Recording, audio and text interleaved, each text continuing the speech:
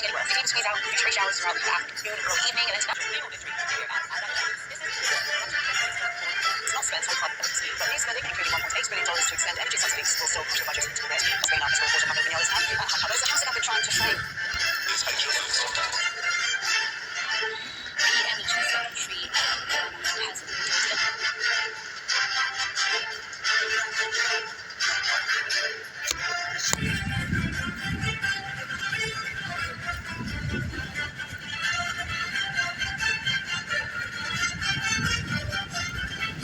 I am again thankful to all news media outlets for letting me use their contents. I greatly appreciate that. I am available 24/7 if they need any assistance. Now go to the headlines. Hi and very warm welcome at Amir Shackle, 5858. I am Amir Shackle. Following news headlines have been reported by world major English news channels and news agencies. So please watch it. Tonight, several breaking stories as we come on the air. The volatile day on Wall Street. President Trump is asked late today, will he pause his sweeping tariffs, and what he said.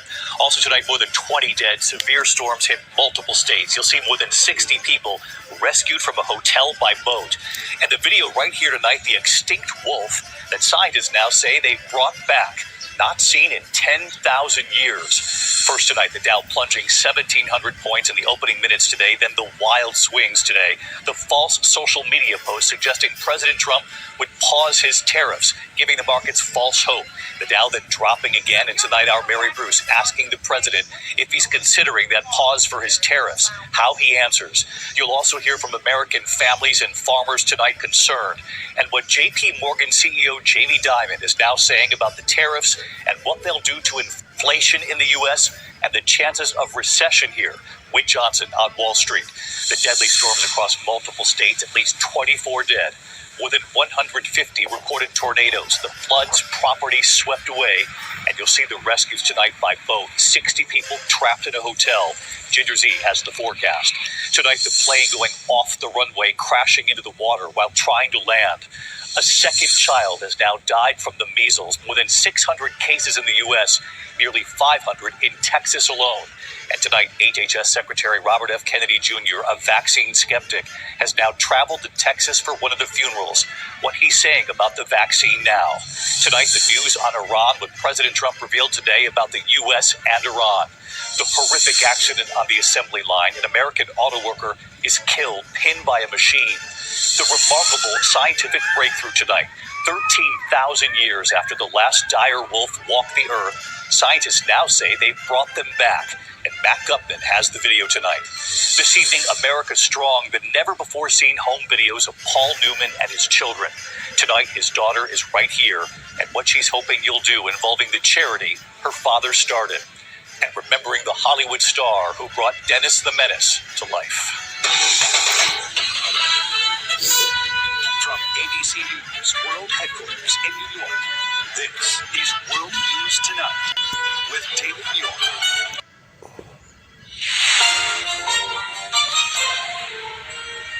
Market misery this Monday night.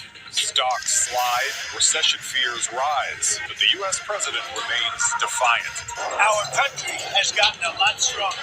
The advice from experts on protecting your money and mental health. Financial aid. Both the liberals and conservatives promise support for seniors whose savings are being mauled by the markets. A home run of a deal. The MLB player who just signed the biggest contract in Canadian sports history. Plus, the unsettling sounds of the White Lotus. My stuff generally is pretty dark. The Canadian composer behind the hit TV show's soundtrack, and why this is his swan song. Global National with Donna Friesen. Reporting tonight, Jeff Semple. Good evening and thank you for joining us. Global stocks are churning again with investors reeling over the American president's trade war. For a third straight day, steep losses hit Wall Street, Bay Street, and international markets. The Dow dropped more than 300 points. The S&P 500 and the TSX also tumbled again today. And underscoring the sense of panic among investors, the VIX index, better known as Wall Street's fear gauge, today spiked to levels not seen since the onset of the COVID-19 pandemic. Investors here, there, and everywhere are bracing for more extreme economic uncertainty. We'll tell you how you can protect your pocketbook in just a moment, but we begin with our Jackson Prosco in Washington, where Trump faced the cameras late today. On Wall Street, fear. I have a bad feeling about the market opening today. At the White House, defiance. We're going to have one shot at this, and no other president's going to do this, what I'm doing. And I'll tell you what, it's an honor to do it. Days into President Donald Trump's self-imposed trade war, the markets remain highly volatile. Down sharply, then briefly rebounding on false rumors Trump might pause tariffs, before diving again, as Trump threatened an additional 50% tariff on China and called off further talks unless China lifts its reciprocal tariffs on U.S. goods. What we don't know is, where do we go from here? How long do these last? Joining me now is someone who will actually see the immediate impact of Trump's tariffs, Drew Greenblatt, president of Marlin Steel, a steel and fabrication plant in Baltimore. He's thrilled about Trump's Liberation Day. Drew, now you're saying these tariffs just level the playing field, but are people going to be paying more for baskets? I think what's going to happen is we're going to see a surge in American manufacturing jobs, because all of a sudden we're getting an at-bat that we never had before. In the past, we would ship these to Germany, and the German would charge our consumers in Germany $128 for each one of these expanded metal baskets, made in Baltimore with American steel. By the way, our German competitor that ships to America, they only have to pay $1.25 in taxes. It's not fair. It's hurting the American manufacturing worker. We're going to create millions of jobs in America. Great jobs. Jobs that pay very well. $80,000, $90,000, $100,000 a year. With health insurance. With 401k matches. And what do people need to understand? And I've been watching so many old clips from the early 2000s, mid-2000s, of factory closures. And factories have been closing for some time, even before that. It hits me because I came from a blue-collar family.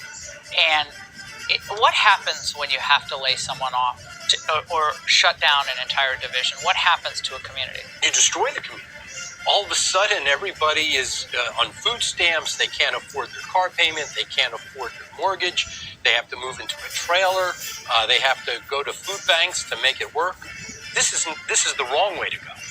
We have to create paths for the poor, for the impoverished in our country. Give them an avenue. Give them an opportunity to get to the middle class. Manufacturing's the way to go. Every time I go back and I see Made in the USA, and I smile. I love it. I hold it with, but pride in America. Pride, just bring it back. And the workers doing this work. By the way, this is a really nice basket. That's really heavy. Germany should pay the same type of rate coming back into our country. Give it to us, even Stephen, and you'll compete. We'll whop them every time. Drew, thanks much for coming to the studio. You. Really appreciate it. Hey, Bringing you Africa's stories on France 24. Thanks for joining us. This weekend. Take care. Liberté, égalité, actualité. Hello and a warm welcome to you if you're just joining us. You're watching Daybreak. These are our headlines this hour. More mayhem expected on the markets as trade tariffs continue to be imposed. China says it won't be bullied or back down as Donald Trump threatens it with another 50% tax hike.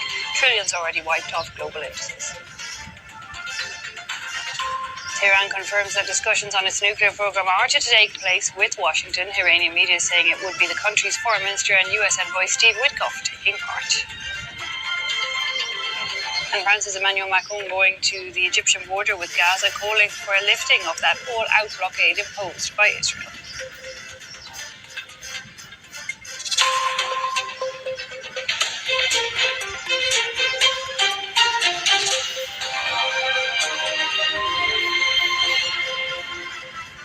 The world's those markets still rocky as more trade tariffs set to be imposed. China says it will not be bullied as Donald Trump threatens to slap another 50% tariffs on its products unless it says Beijing backs down on a plan to impose a retaliation to Washington with its own 34% duties on US goods. Well, trillions already wiped off global markets as the trade war launched by the US president began in earnest. On Tuesday, some ground was being regained on certain indices as hopes that bilateral deals to ease those tariff tensions could be agreed upon. However, Trump says that there will be no pause in his plan. Would you be open to a pause in tariffs to allow for negotiation? Well, we're not looking at that. We have many countries that are coming to negotiate deals with us, and they're going to be fair deals. And in certain cases, they're going to be paying substantial tariffs. There'll be fair deals. There have been some mixed messages from your administration. You're talking about negotiations, and yet others in your administration are saying that these tariffs are actually permanent. What is the action? Well, they can both be true. There can be permanent tariffs, and there can also be negotiations. Let's bring in our business editor, Charles Belgrand, now for more. Charles, the reactions that we're seeing to Donald Trump's threat that he could slap even more tariffs on the world's second largest economy. Trump vowing to slap an additional 50% tariff on Chinese goods unless Beijing withdraws its tit-for-tat retaliation it announced following Trump's Liberation Day announcements last week. That would lead to cumulative tariffs worth 104%, and that threat... Good evening, I'm Amna Navaz. And I'm Jeff Bennett. On the News Hour tonight, a roller coaster day on Wall Street as President Trump holds firm to his tariffs and threatens more. We speak with business owners concerned about how the president's economic policies will affect their bottom lines. And in the face of escalating threats, Taiwan works to prepare its citizens for a potential invasion by China. We all need to protect the safety of this land and the way of life we have here. And that way of life is a free, democratic one.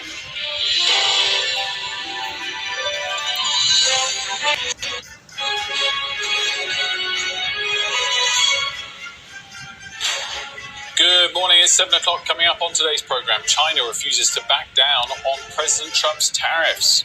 We'll ask about the implications for Britain when the Health Secretary joins us in just a moment. And also ask about a new warning to government from the bereaved families of the Hillsborough victims. It's Tuesday, the 8th of April. Your headlines. China says it will fight to the end in a tariff war with the US as President Trump rules out a pause for any country. We've been ripped off and taken advantage of by many countries over the years. Can't do it anymore. Just can't do it anymore. Can't be the stupid people anymore. Meanwhile, the president says the US has begun talks with Iran over its nuclear program. We look at whether so-called graduated driving licenses that limit young new drivers are the answer to bringing down road deaths. And the gift of motherhood, a baby girl becomes the first child in the UK to be born from a womb transplant.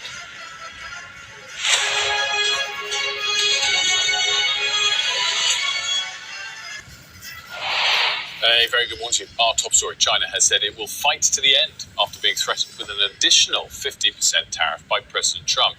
The country's Commerce Ministry said it will resolutely take countermeasures, hinting at more retaliatory tariffs to come.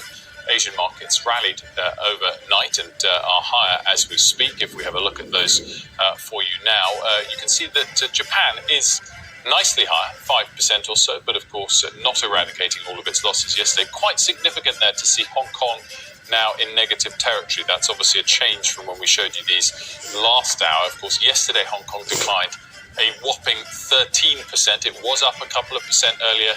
The fact as it approaches what must be the final 2 hours of trade in Hong Kong, it's nearly two. The Eye View, always free, always hilarious.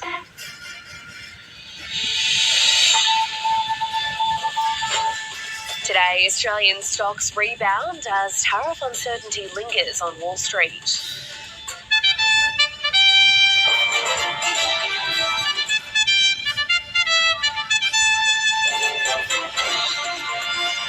In the market turmoil, the opposition claims the coalition will be better economic managers. It's happening! You say you care about young people, and yet since getting elected, your government has approved 33 new coal and gas projects! You are pathetic! Anthony Albanese heckled while detailing a $1 billion mental health plan. And demands for a 30% pay rise, thousands of doctors walk off the job over pay and conditions.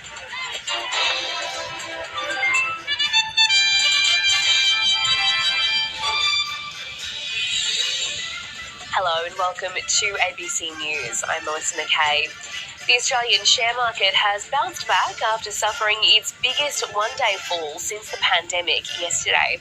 The ASX 200 is trading 1.4% higher this afternoon. Japan's market has also made strong gains, and US futures are pointing higher.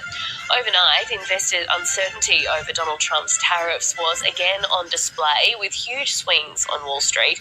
There were short-lived gains amid reports the White House would consider a 90-day pause on the tariff action.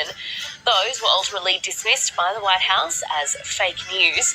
The US president is now threatening even higher tariffs on China. Our finance reporter Nadia Daly joins me in the studio now. Nadia, we'll start with some non-market news. Star Entertainment has been thrown a lifeline. That's right. This is a story we've been following for a while here in the ABC Business team. So the embattled casino operator, which has sort of been right on the edge of falling into administration, it signed a $300 million deal with US gaming giant Bally's. Is Asia Now. Hello, it's 2 p.m. in Singapore and Hong Kong, 11:30 in New Delhi and 1 o'clock in Jakarta. I'm Angela Lim at this hour. China vows to fight to the end against fresh 50% tariffs threatened by US President Donald Trump after his warning of steeper duties if Beijing follows through on planned countermeasures. Singapore's Prime Minister warns the world is entering a more dangerous era with the US tariff announcements, but the city-state is taking steps at home and abroad to soften the impact. The new era will be more volatile with more frequent and unpredictable shocks. We must be ready to stand firm and protect our interests, no matter how the external winds may blow. And South Korea formally sets June 3rd for a presidential vote after its former leader was ousted over a martial law declaration.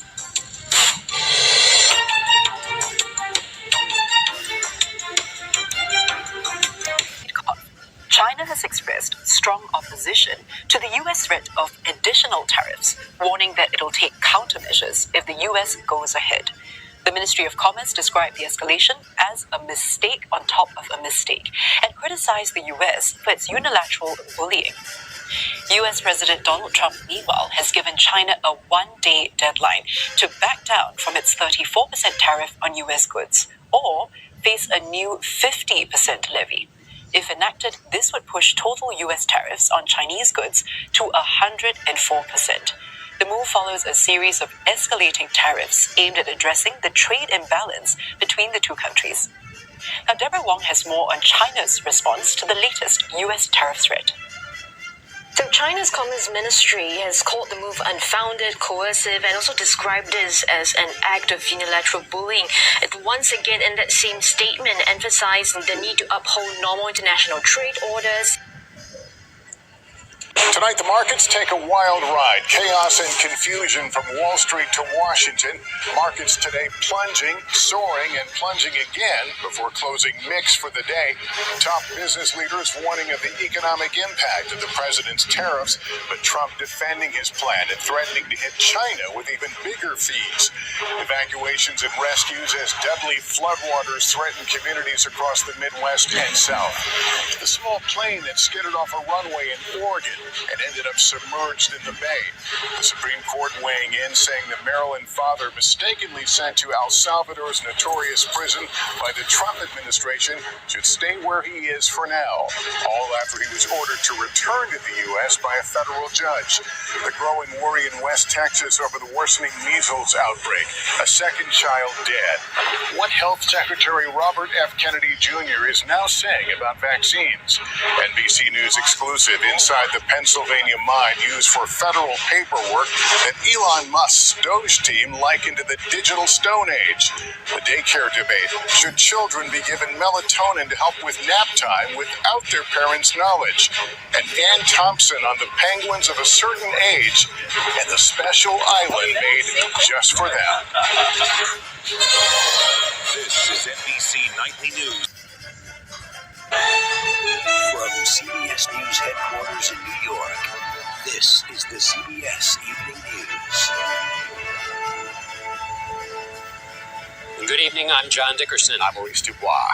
There will be no ceasefire in the Trump trade war, not right now, but peace talks may be coming. The president said today he will not pause the tariffs he's put on imports from the rest of the world, but he said many countries are coming to negotiate.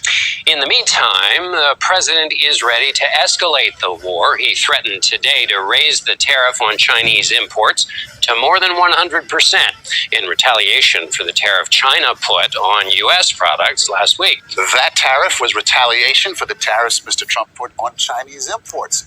Wall Street.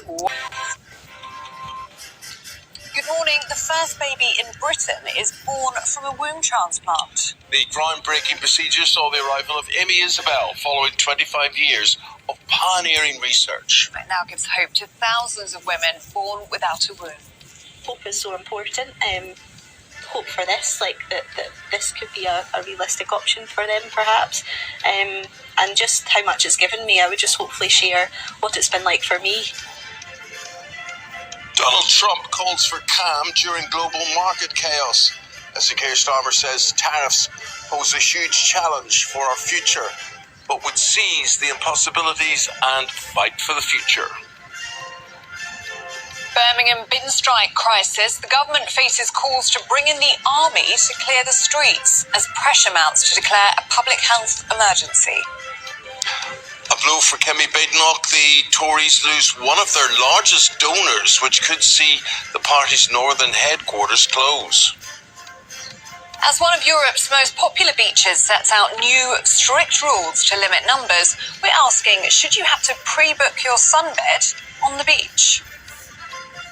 Warnings over ticket sale fraud. 1 in 4 people are caught by ticket scams as Glastonbury Festival resales loom. And take a look at this. Boris Johnson was attacked while on safari by an ostrich. We'll show you the football clip in just a moment. I just want to watch that again. Southampton, maybe the worst team in the Premier League, but Leicester are pushing them close after losing their 8th home game on the trot without scoring. Oh dear. Lost 3-0 to Newcastle last night. Arsenal play their Champions League quarter-final first leg against the mighty Real Madrid this evening. And a European double Masters winner makes an emotional farewell even to Augusta over the weekend. Hello there, good morning. It's going to be a cold start with some frost and fog in places, but this should clear nicely, leading us into more spring sunshine. Stay tuned and I'll have all the details. Hello there, very good morning to you. Just after 7 o'clock on this Tuesday morning, I'm Eamon Holmes. I'm Ellie Costello, and this is GB News Breakfast. Africa.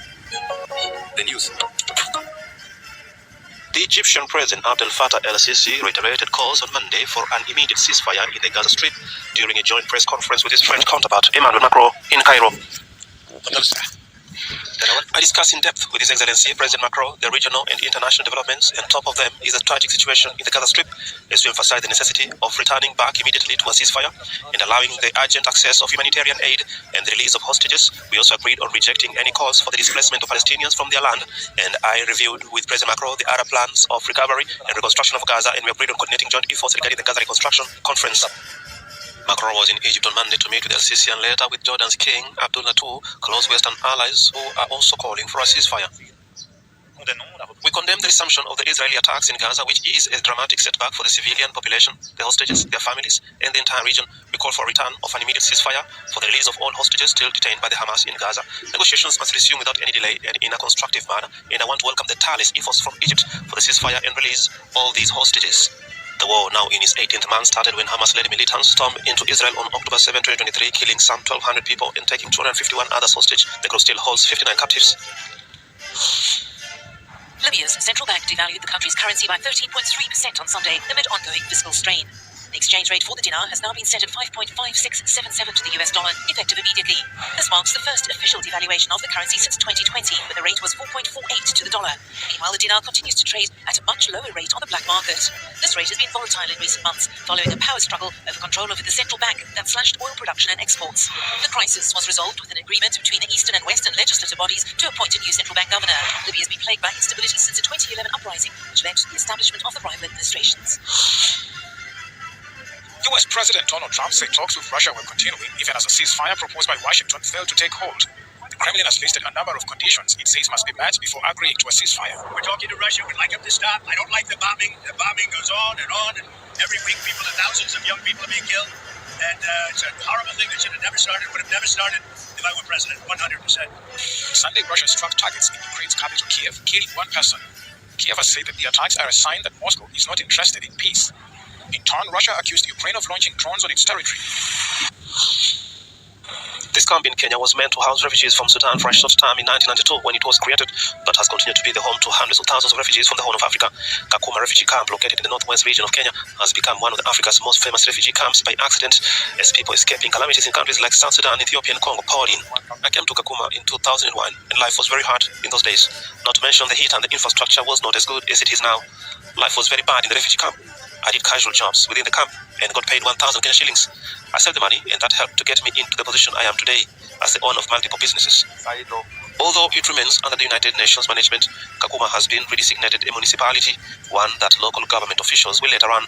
Some of the refugees have established successful businesses and are now looking ahead to even becoming self-reliant. It is part of broader goal in Kenya and elsewhere of incorporating refugees more closely into local populations and shifting from prolonged reliance on aid. In a place like Kakuma, we actually see businesses, they're running, they're successful. It's in the informal sector, but they're still creating really meaningful jobs. And I do think that there's a collective shift to say, less than 2% of refugees get resettled to a third country every year. Fewer than 2% of refugees every year are able to return home. And so it's being integrated into the local host country that not only benefits the refugee long term, but it also benefits the local host community. Such self-reliance is not easy. Few refugees can become Kenyan citizens. A 2021 law recognizes their right to work in informal employment, but only a tiny minority are allowed to do so. Thank you very much for giving time to Amir Shekel 5858. I am Amir Shekel. Have a good life. Bye-bye.